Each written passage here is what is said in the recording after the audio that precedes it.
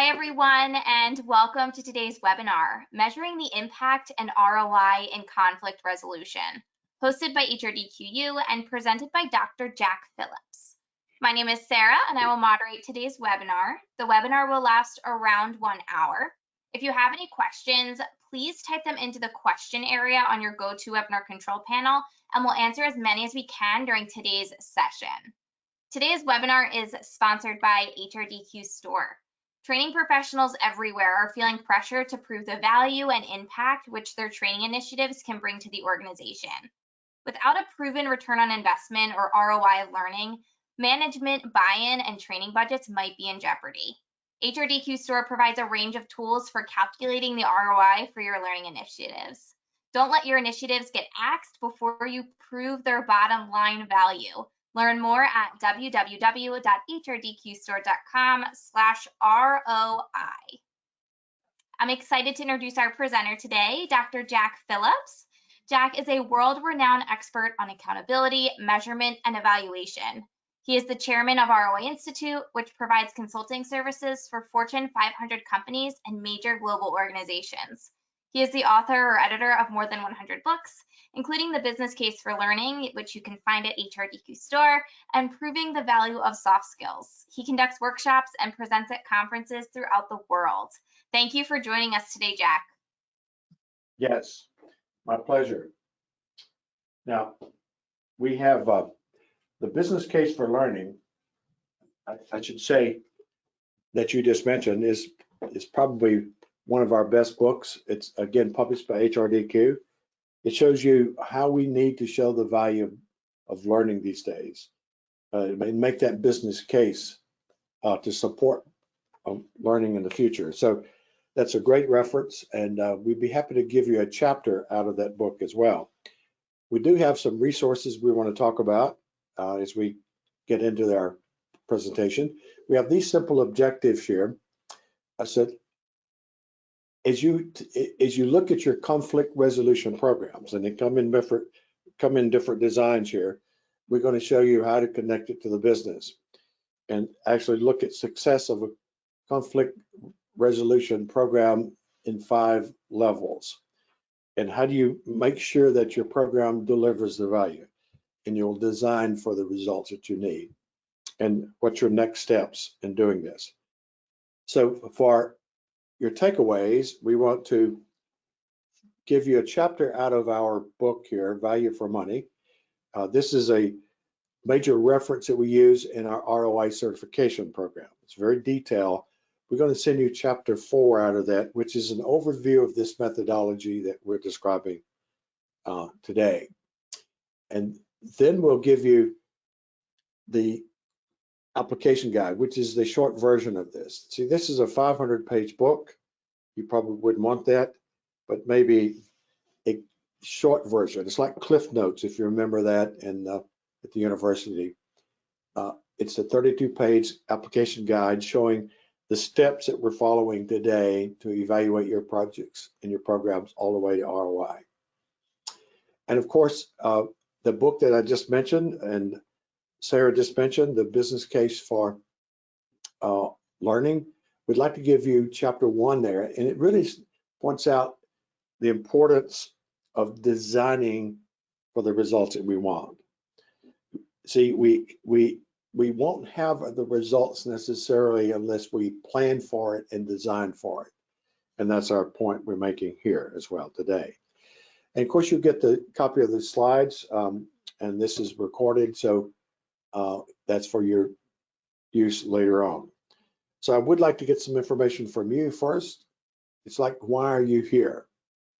As you look at ROI in your projects and your programs, what's your issue? Do top executives require it? Do you have pressure to justify your budget? You maybe need to do it now.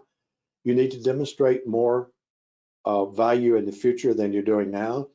You want to just increase the accountability around expenditures. People give us budget for what we do, and we want to show something in return for that. And then I want to maybe explore new technologies, new techniques, new processes, and that's why I'm here. So if you would check any or all that apply here, and let's see how we're doing on the poll here. Yeah, so take a few seconds here. We'll give you about 15 more seconds if you haven't submitted your answer yet. You can do so now, and then we will share those results up on the screen and talk about them a bit.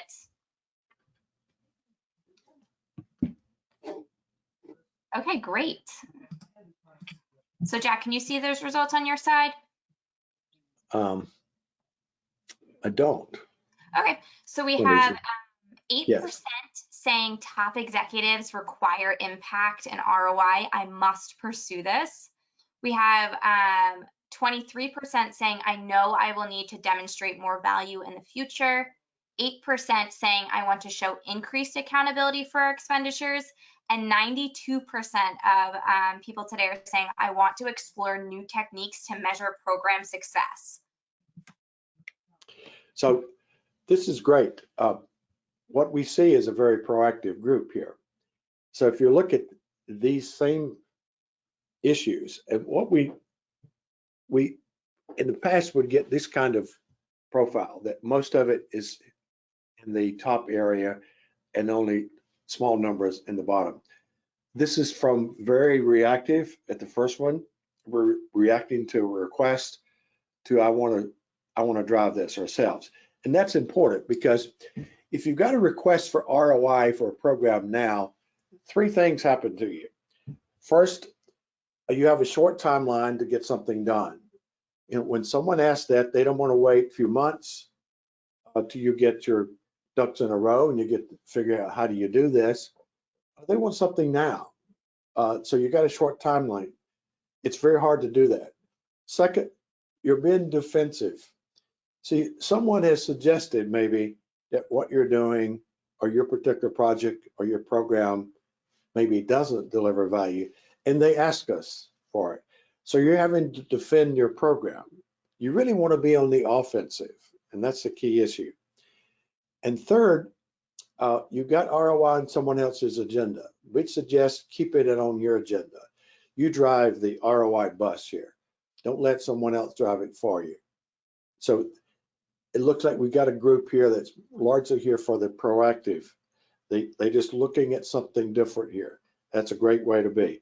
For those of you who've got pressure, if you need a side conversation on some strategies to deal with that, we'll give you some tips today, of course. But if you need some one-on-one conversation on that, we'd be happy to do that.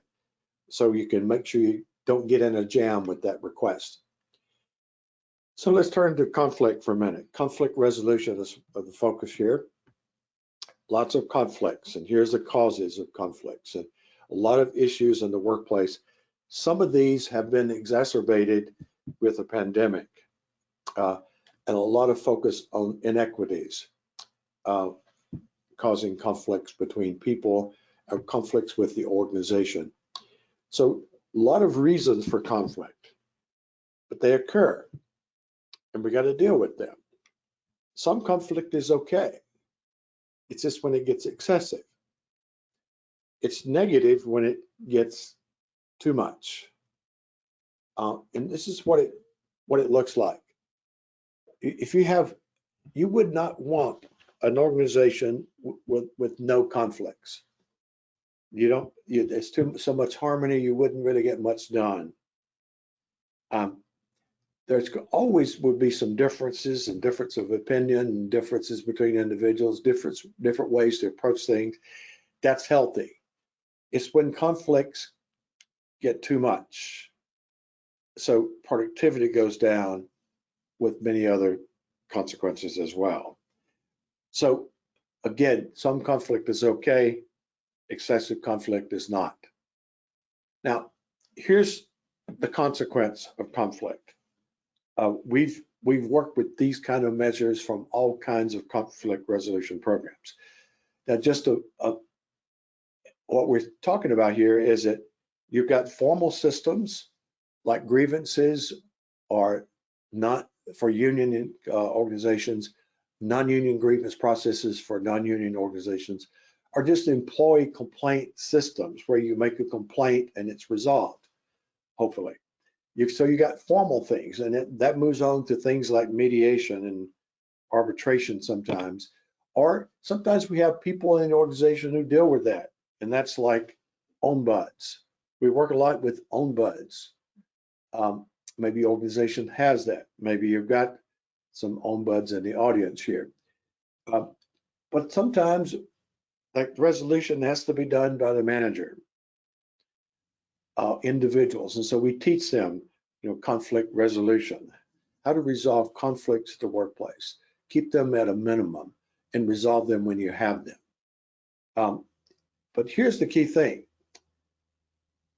It's often perceived to be a mystery. Is how do you get to impact and ROI? Well, this is the impacts. We're trying to avoid these things, from formal complaints to escalations of grievances.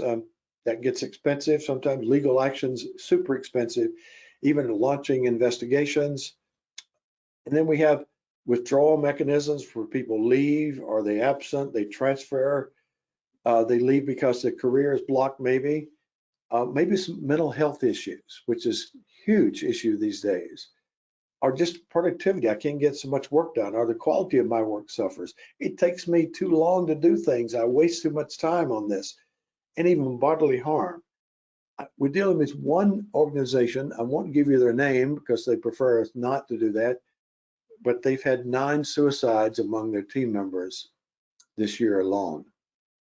And they suspect those suicides are connected with conflicts at work, or at least the majority of them. So that's the worst case scenario, some bodily harm there, and even could be even death. Personal safety, resources not being utilized, funds misused, fraud and waste sometimes. See, that's the kind of measures that we often convert to money. So all of those on the left side, you can get the money, even down to here maybe. As we talk about that, getting it to money, which is necessary for ROI. But then you've got a whole host of some, what we call intangibles. That's the measures not converted to money. Intangibles: teamwork, collaboration, psychological safety, trust, communications, employee satisfaction, stress, burnout, relationships, employee engagement. See, in most organizations, those have not been converted to money. They're still important. In fact, you'd want to implement programs to work on any of those. So the point is, impacts are critical. Impacts are many, and they can cost a lot of money. We've seen these kinds of documents before. This one just came into the mail one day, showing us the value or the cost of conflict. Here, they're putting a cost of conflict based on the time it takes to deal with the conflict. Well, that's one cost, and that's a component of many of the cost issue, or many of the outcomes that we just talked about. However, it could be even more than that, because conflicts can lead to lots of other impacts that we just pointed out, beyond just the time it takes to deal with it. So it's a big issue. It's costing a lot of money. And this is why we have these programs, to resolve conflicts. And so how do we get to the value of a conflict resolution program? We're going to think about the value chain. So a person is involved in our program. Let's take some training you might use for conflict resolution. You got people involved. That's volume, the time they're involved, and maybe the convenience of their involvement and the cost of having them involved. We call that level 0. That's input to the process. Then you've got 5 levels of outcomes. And that's reaction first. Is this something that's relevant to what I need, my work that I'm doing, my situation, our department, our function? Is it something that's important to me and our group and my success and our success? Is it something that I would use, I'll work on, I take action?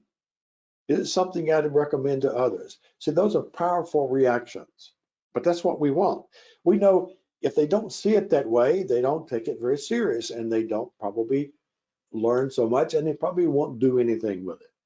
So it can break down with an adverse reaction. So we got to work on that. You do that now with all of your training and learning programs, I would imagine.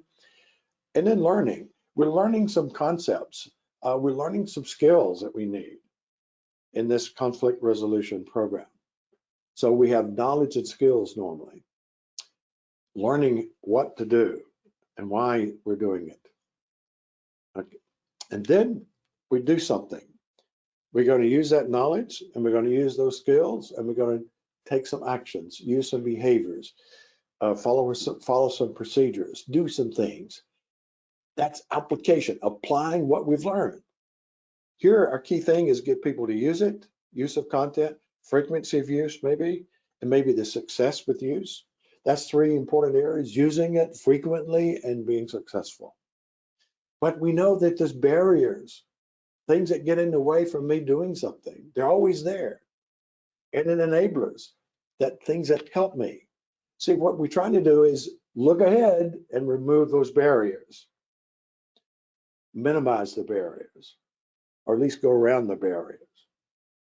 But we also want to put in enablers, put things in place that's helping you use what you've learned.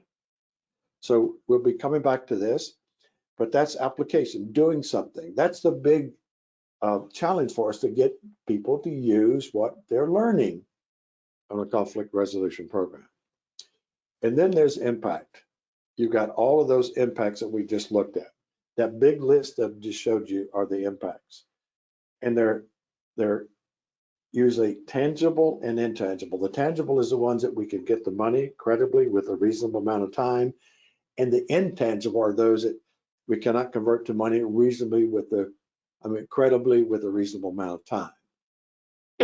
Excuse me. That's the impacts.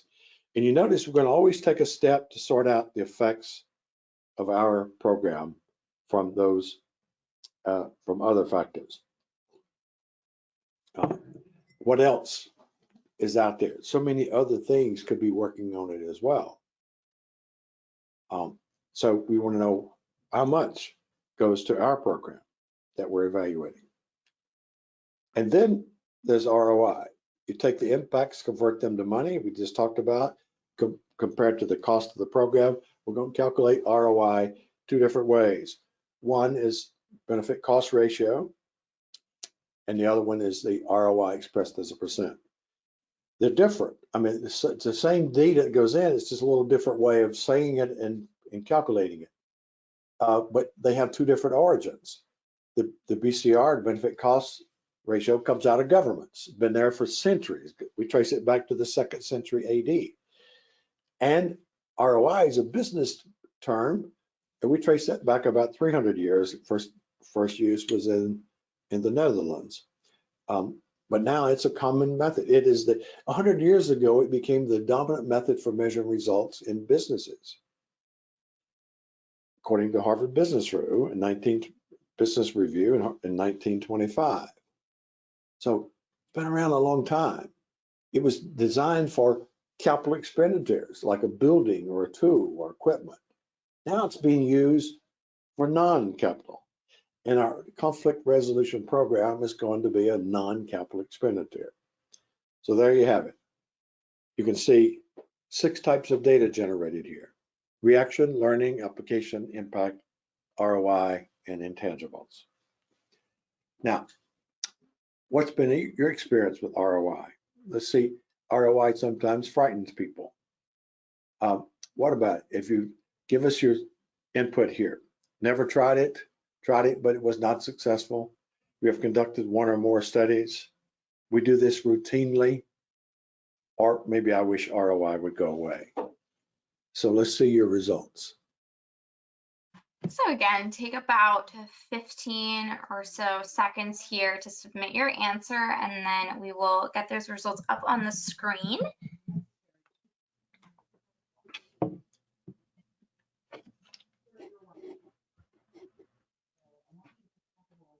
About 10 more seconds here. If you haven't yet voted, you can do so now.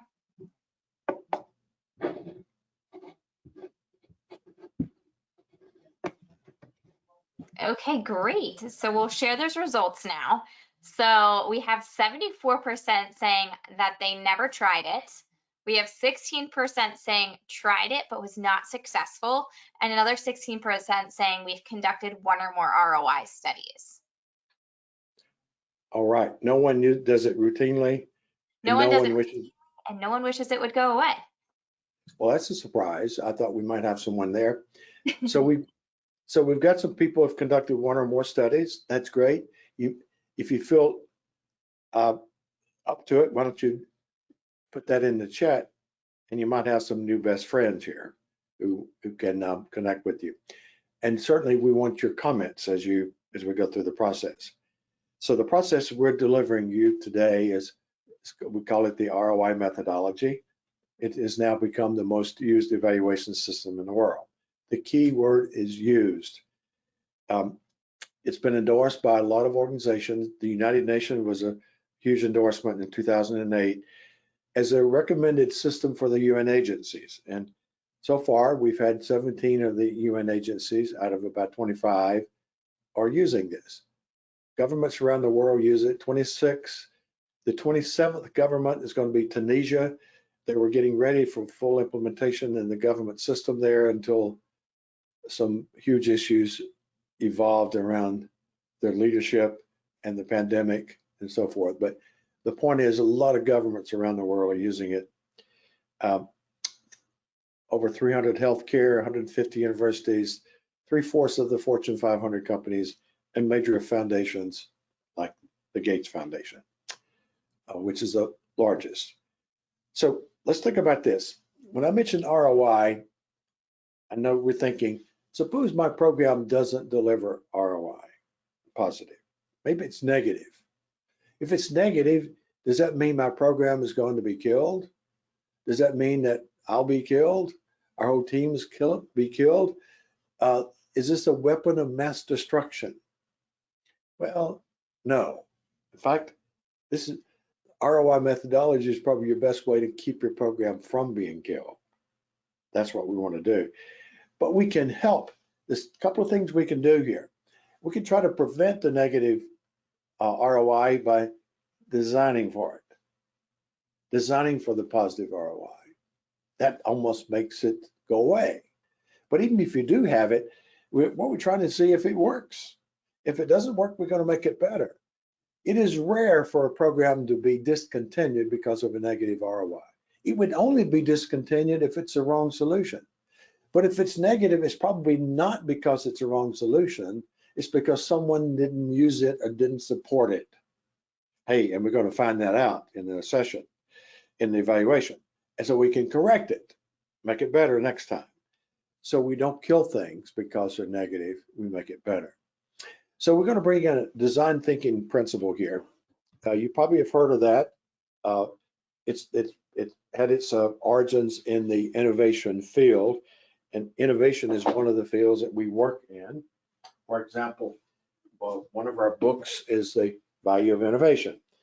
But if you go back in the innovation field, you find that they've been using concept of design thinking for a long time.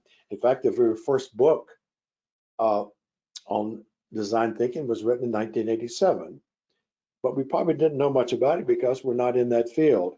This is our favorite reference. It's 2013. It's design thinking for strategic innovation.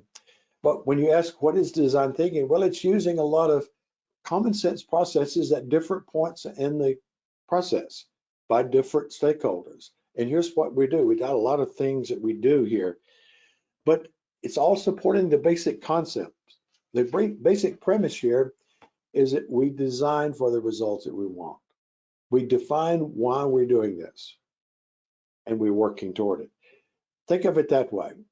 If you think about Uber, for example, that we all know, we either love or hate, maybe, but Uber was designed with 3 metrics in mind, 3 impacts. They wanted a quicker ride than the classic taxi. And they wanted a cheaper ride than the classic taxi. And they wanted a better experience than the classic taxi. I just experienced this yesterday. I was in Orlando and I took an Uber. the day before or 2 days before. When I arrived, I took a taxi, and I could see the difference in those three things very clearly. See, Uber got to where it wanted to be by working on those three metrics. The whole system was designed around that. Everyone worked on that. So you're defining your success at the impact level. See, that's a cost impact, that's a quality impact, and that's a time impact. Output, quality, cost, and time are going to be our four categories of hard data, data that we can easily convert to money. So we need to design our conflict resolution program to deliver that impact. The impact is we're avoiding those bad things from occurring. All those things that we listed already. We're going to do these skill sets. So let's look a little deeper at this. It all comes down to the ROI calculation that we've just talked about. We're going to avoid a negative ROI, we're going to design to get a positive ROI. We do that by designing for the impact. And then that gets into the positive ROI. And here's those two calculations that we talked about. BCR from the cost benefit analysis out of governments is monetary benefits divided by cost. The ROI is the same monetary benefits minus cost divided by cost. You see all of those impacts that I mentioned, so many of those are easily converted to money. It's money there. And that's what goes into this. We're preventing that, avoiding it. Times 100 there gets you a percent. Now let's look at the process. It looks like this. We put structure around it now. We're going to also put some standards around it. Structure. We start with why. Why are we doing conflict resolution? Well, it's to reduce conflicts. Are the consequences of conflict? Impacts, all of those impacts. That's the business measure we start with. We don't do it so that you have some new skills that you can use to resolve conflicts. We do it to actually get the conflicts resolved or prevented. So we're thinking impact, and that's the business alignment. We start with why. Why are we doing this? We make it feasible by making sure that this project that we have, this program, whether it's training for conflict resolution or it's some system we put in place as a mechanism for resolving complaints, like an ombuds program, we're going to make sure that it's the right solution to get there. And then we expect success. We expect success by reminding everyone involved, what does success look like? It's not success doesn't occur when you're doing something. Success occurs when you avoid the consequence of what you're doing. That's the impact. Impact is the success that we need. And we have objectives for reaction, learning, application, impact, and yes, even ROI, if we're going to go to ROI. And we give those to all of our stakeholders to make sure they're designing to meet that. They do their part with tools and templates and processes and encouragement and support. What can they do to make sure that you reach the end game, and it's those consequences of conflicts, trying to prevent a transfer, a turnover. A lot of people leave because of the conflicts. We're trying to prevent that with this. We avoid a turnover. That's expensive when we have that. And then with that in mind, we put the program in place. See, this is the setup for our program. We do these three things, and then we start collecting data, making sure that it matters to the people involved. That's reaction and learning. Making sure it's it's a habit. This is what I'm doing each time. This is how I'm working with the process each time. Make it stick. That's application and impact. Now, impact is that we've avoided those consequences. But we want to sort out how much of that goes to what we've done versus other influences. How much is related to what we're doing? We got to isolate to what we're doing. That's credible. You notice all of these 5 blocks here are start with make it credible. And that's important because imagine when you get to impact, you get attention from executives and maybe even your chief financial officer. You got impact now that we're talking about. They like to see this. So we first make it credible by sorting out the effects of our program. Then we make it credible by having conservative data when we convert it to money. What's it cost when there's a turnover, if we've avoided one, or a transfer, or an absence, or a formal complaint, or a grievance, or a lawsuit? You know, what do are there's some losses that we're seeing taking place, some time wasted. Well, what's it costing for that? So you've got lots of ways to get there. Then you got the cost of our program that we're evaluating, whether it's your conflict resolution training or some process you put in to resolve complaints. That's the cost of that. Those two come together, monetary benefits compared to cost, calculate ROI just as we've looked at, but there's our intangibles that we are not converting to money. Now we got a story to tell. Story to tell is the data, the stories that we have along the way. When you get reaction data, you get stories, you get learning stories, you get application stories, you get impact stories. You're going to find good stories there that make it interesting and keeping people engaged. Then you got data for reaction and learning and application and impact, ROI and intangible, 6 types of data. Now we use that to make things better next time for the next group. We're optimizing our results. And when we do that, we make a great case for funding. The number one reason people come to the ROI Institute is to help with funding, getting more money for their projects, their processes, continuing their process, or preventing it from being cut. That's a key issue these days. But not every project goes there. We want to make sure that it's a program that makes sense. If you look at all of your programs you have and think about what % goes to ROI, it's usually a small number. Does our conflict resolution fit that? It could be. See, we're going to talk about that in just a minute. You say we're suggesting that about 30% of the programs that you're involved in would probably be evaluated at level 3, a third of them up to level 4, half of them now to level 5. What we show you here is actual benchmarking. This is benchmarking last year from the actual users, and they're telling us what % are they evaluating. It's more than our best practice, and that's okay because the best practice here is the minimum. Benchmarking from our users is more than the best practice, which is a good thing to have happen here. Which projects? Cost of the program. If it's an expensive program, we need to show the value. When you put ombuds people, you got an ombuds team, that's expensive. I got to show the value of that.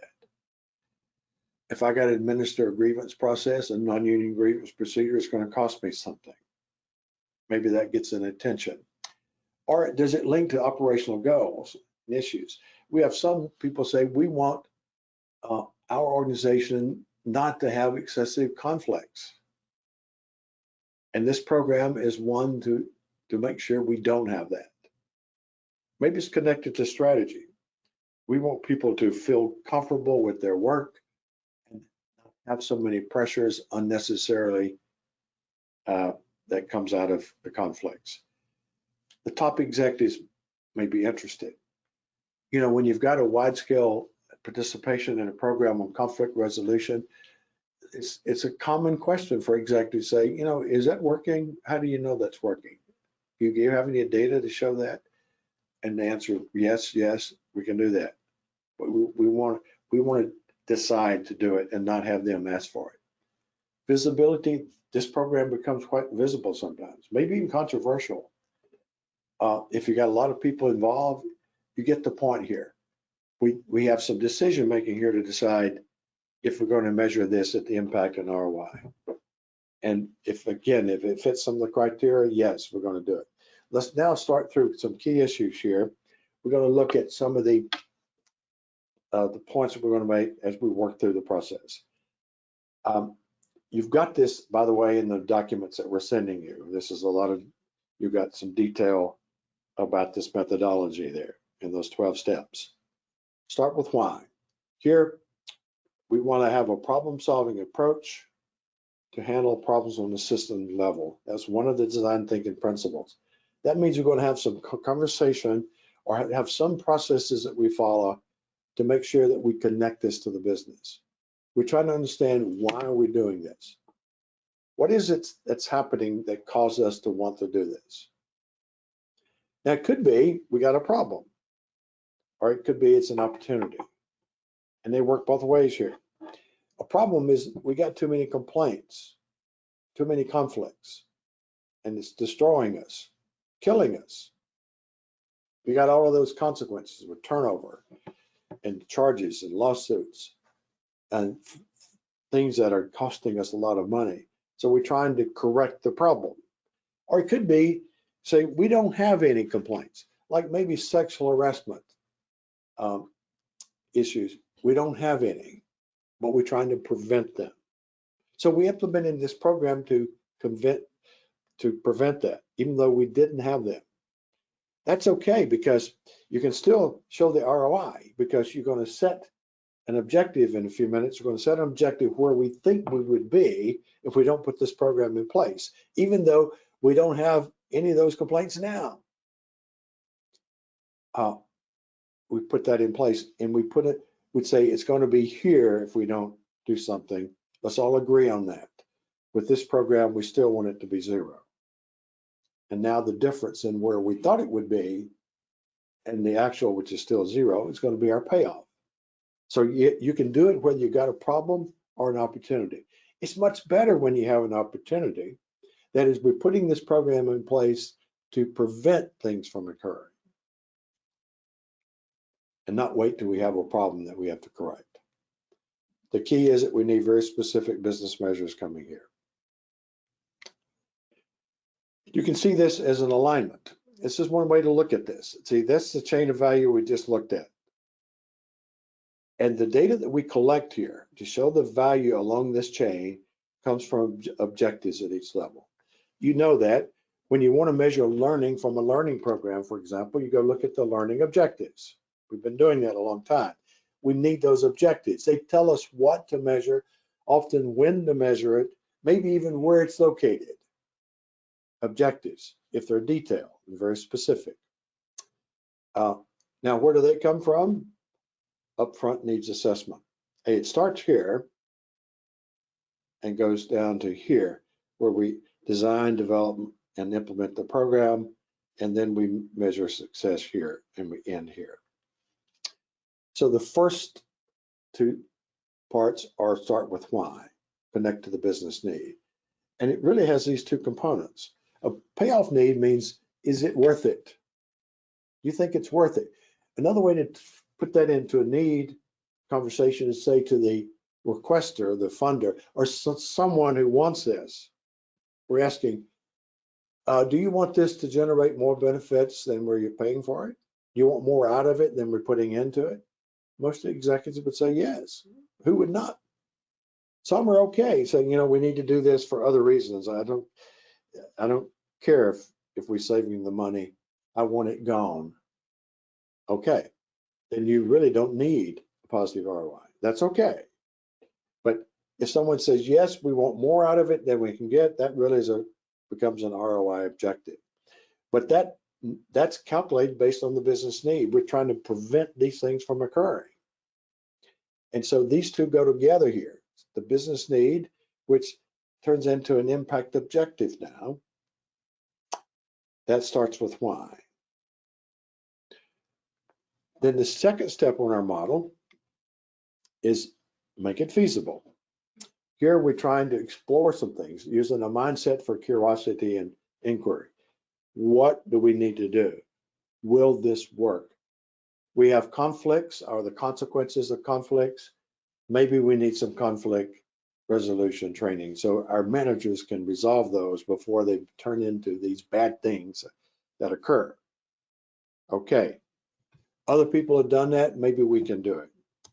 So what we're doing, if you think about the alignment model here, we're trying to say, what should we be doing differently now? How should we perform differently to affect the business need? And that's the results of the conflict, the business need. So then what are we doing differently? That becomes our solution now. And the learning need is learning that solution. Preference need is everyone's preference for that solution. So you can see these come together to make up our solution. And we could include input here saying, and here's who's involved in it. So together, we put all of that for our solution. So we check to make it the right solution. We ask some questions here. We could be looking at records. We could have a discussion with the sponsor for this project or the person who needs to fund it. We may be referencing some case studies. Hey, XYZ company put in conflict resolution, and the conflicts, the consequences of those conflicts dramatically changed, improved. Maybe some benchmarking can tell us, using evaluation as a hook, like say, hey, how would you want to measure success at the end of this? Where along the value chain do you want to take the evaluation? And this sponsor, this requester would probably say impact, ROI. And we say, well, then we need the business need. Help me get there. So we're trying to get to both the business need and the solution through these kinds of discussions. And sometimes we may have to bring in some tools, diagnostic tools, to figure out what's causing the problem. Why are we having this? And how can we correct it? And these are some very common tools probably you've used. When you've got a problem, you're trying to sort it out. We got too many conflicts. Why? It's a good question to ask. Well, these kind of tools can begin to uncover what's a root cause of this process. And that was step 2. Now, step 3 is expect success. This is important because we got 3 things. You can see them on the slide there. I'm going to go to the middle one first. Redefine success. We say the success of this program is when we have avoided the consequences of the conflicts.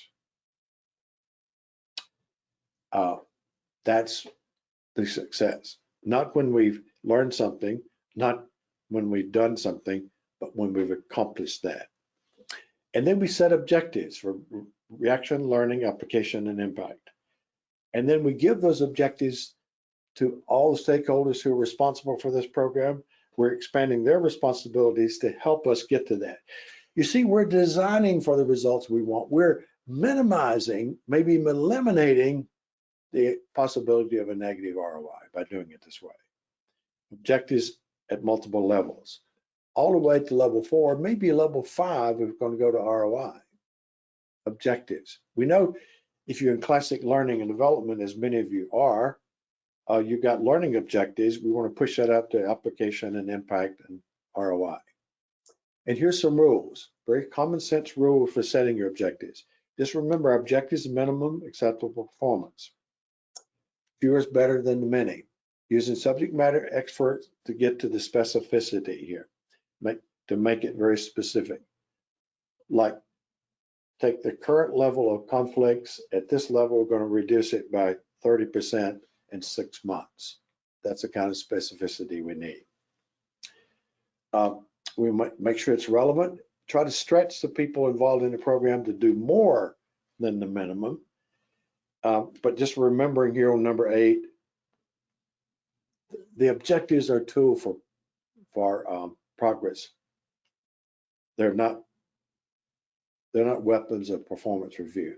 See, if we're evaluating the conflict resolution program, we're not evaluating the people, we're evaluating the program. So let's keep that in mind.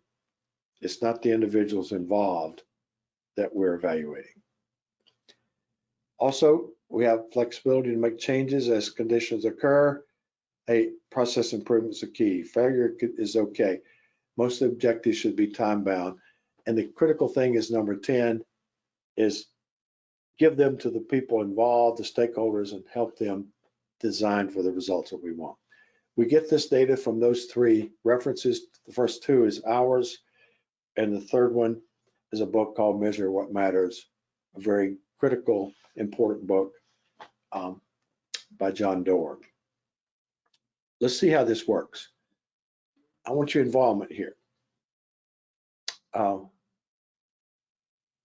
You might just start.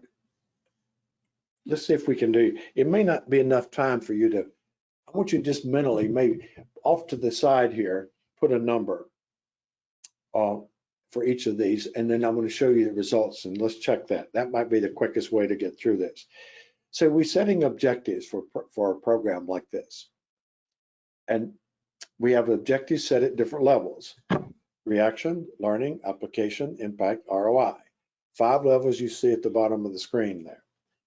So let's take the first one together. After completing this program, participants should decrease employee complaints by 20% in 1 year. So imagine a manager's in our program, and so that manager is a participant and they're decreasing employee complaints by 20% in 1 year. At what level are we evaluating if we collect data to see if we met that objective? In other words, what level is that objective? Is it reaction, learning, application, impact, ROI? What do you think? Someone write something in the chat. Andy, Sarah, you see something? We don't have any comments coming through yet, but you can pop your answer there in that questions box. Just put a number 1, 2, 3, 4. 1 for reaction, 2 for learning, 3 for application, 4 for impact, 5 for ROI. We have a 3. Okay. Any others? Not yet. All right, we got to get you involved here. And we have a 1. We have another 3. Another 3. Okay, so it looks like we have lots of 3s. We also have a 1. Okay, that's going to actually be 4. See, a 3 means I'm doing something. It's an activity. I'm listening to my team members. I'm making suggestions. I'm using counseling skills. I'm using problem-solving skills. That's what I'm doing. And consequently, they're not complaining. See, the complaints are the consequence. That's the impact. I'm trying to avoid complaints, conflicts. See, that list that we showed you in the beginning at the very top was formal complaints that people file. That's an impact. We're trying to avoid that. So this is not us doing something, an activity. This is a consequence of that. That's why it's 4. How about the next one? After completing this program, participants will use problem-solving skills to uncover conflict causes. Now, let's type in a number. Is it reaction, learning, application, impact, ROI? 1, 2, 3, 4.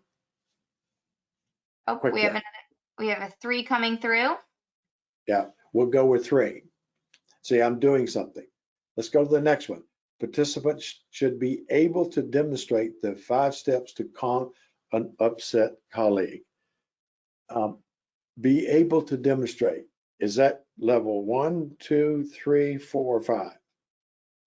Oh, we have some mixed results. We have 5s and we also have 2s.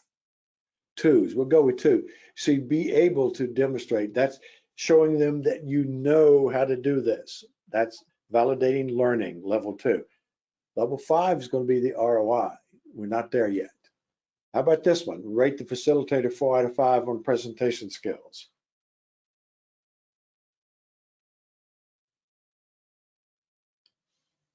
Oh, we have 1, 2, 4. Yep. Oh, so we have a mixed board again. We'll go with 1. It's a reaction. How about we're going to reduce turnover by 30% in 6 months? What number is that? Quickly. We have a 4. 4. We'll go with 4. And so we got 4 there. Next one is 20% ROI. You can imagine what that is. And that's ROI. content, perceive the content to be relevant. That's a perception. That's a reaction. It's going to be 1. Transfers, it's like a turnover and absence. It's an impact. That's going to be 4. Conduct a proper investigation. That's doing something. That's a 3.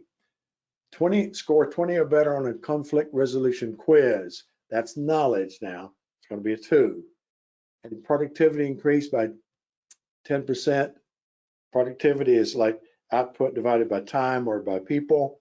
It's going to be 4. And then using 10 negotiation skills in at least 50% of negotiation situations. Doing something, level 3. So here's your responses.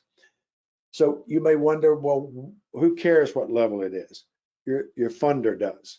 Your funder knows when it's an impact, they know when it's ROI, and they know when behavior is being involved, actions are being involved. That's level 3.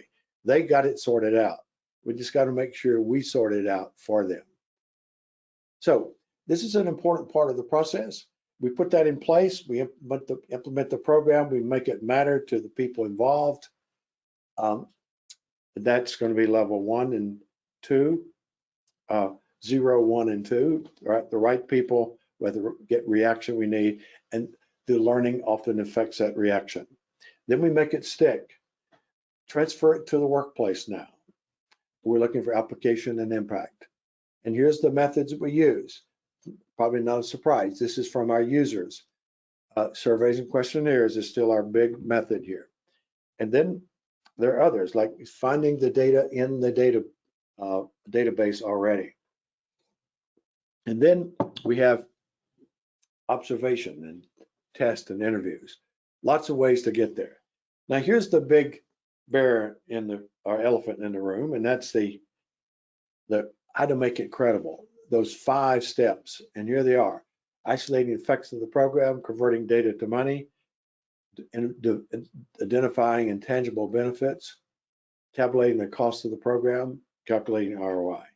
I'm going to show you a few things. If you need a case study on this, I'd be happy to send it to you. You just let us know, I want a case study showing the actual ROI on a program, and we can show you. And then here's an isolation method. We might try comparison groups, a little simple trend analysis, or some modeling, or estimates. The point is, we always do this. We're going to sort out the effects of what we've done from other processes that are out there. And then we convert data to money. The good thing is a lot of these items have money already connected to them. It's that list that we showed you in the beginning, getting to money. It could be a standard value, which means it's already been calculated for us, or it could be there's an internal expert, or we look at external databases. If I'm looking for the cost of turnover, if the company doesn't have it, I'm going to use a database called ERIC. In fact, we've got a chart that we developed from that database that we use in our own analysis, and it's accepted. It's accepted by a lot of organizations, and we're happy to send you that chart just to show you that example if you're interested. The point is, someone's already done this, whether it's internally or externally, more than likely. Then we have those great intangibles that we talked about. They're great. We're just not going to convert them to money because they haven't been converted to money yet. Then we bring all of the costs together compared to the monetary benefits, and you get a calculation. And it looks like this. If we're trying to reduce the complaints, we'd say we're trying to reduce complaints. What's it cost? We go to the people who resolve the complaints and get an estimate from them. What's it cost when there's a complaint? There's time involved, and we have to do something sometimes to make it up to this person. And some of those complaints turn into more aggressive actions like lawsuits. So we've got an average cost of $21,000. That's coming from the people, the department of the function that deals with it. Now, if we can tie 3 per month to our program, isolated to our program, we've got an annual value now. We're going to look at 1 year value, 36. One of our standards is that we're going to use at least 1 year of value if it's a short-term solution. This is a short-term solution, and that gives us this much money. Now, if our blended learning program to get this is $339,000, Again, this is a conflict resolution training program. What's the ROI? We plug it in our calculation just like we looked at before, and this is what we have. And you get it this way. 2.2 benefit cost ratio. It means for every $1 we invest, we get 2.2 in benefits.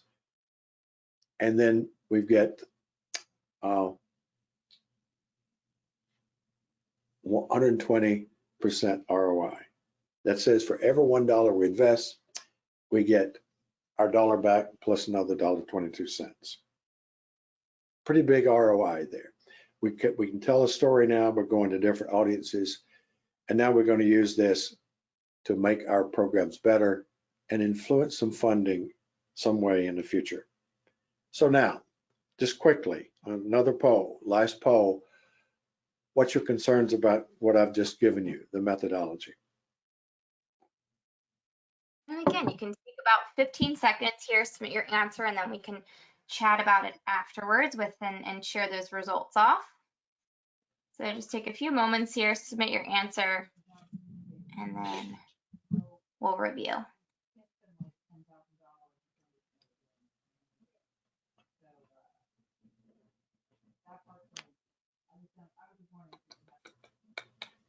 Okay, great. We'll get those results up on the board. So we have 64% of people saying that they do not have any concerns. 18% are saying it's too complicated. 9% are saying it takes too long. Nobody said it's too expensive. And then we have 18% saying no one is asking for this. Okay, let's take the last one first. As we pointed out in the very beginning, if you wait till someone asks for it, it's too late because they want something quickly and you're on the defensive and ROI is on their agenda. Don't ever wait for someone to ask for this because it just does nothing but get you in bigger trouble. Too complicated. We try to work on that by saying it's logic model. It's like a drop-down menu. You've got all of the techniques that you need to use there. It's a matter of selecting which ones you want to. Does it take you too long? Not necessarily, maybe. For a program, if you got a major conflict resolution program, let's suppose it's a 2-day program that you're teaching, you could evaluate that and it takes your total time of someone's time from planning the study, collecting the data, doing the analysis, reporting results and making the changes. All of that is going to take you about 30 to 40 hours total. But that's just not, it's not you, it's everyone's time. But you'd only do this very selectively, only if you need to. And that's we pointed out in the beginning, be very selective there. And when you follow it, the key is it's really not that difficult. Logic flow of data that's already, the logic model is there whether we like it or not. And it's deciding to measure along that value chain. And that's what we're doing here. And when you do, it's the best way to keep your budget, defend your budget, but let others know that you make a difference. You earn more respect for your programs. You get better support, better partners, and you make the program better. Those are the kinds of benefits you're getting. Hey, we just need to be proactive there. When it comes to delivering results from our conflict resolution programs, hope is not a strategy. Luck is not a factor, and doing nothing is not an option. Things have changed, particularly in accountability of what we need. Progress that we make to shift to this is optional. It's up to us to do it. Again, here's the tools. Here's a QR code for these tools. We've got a chapter we want to send you. We got the application guide, and of course you'll get the slides here. If you want a chapter out of the business case for learning book, just drop us a note and let us send you something. If you want a copy of a case study, we can do it as well. And I'm going to give you my address in just a minute, but I want to remind you of this. We have a session that we've organized together here with HRDQ. You get a discount by going here. And in this session, it's not only doing that, do we do all of these things to get you certified. You get the training and you get the support on coaching till you get your project done. We stay with you till you've completed that, and then you become certified. But you got lots of tools, lifetime access to a lot of tools and templates, and you get the right to use this in your materials and teach others.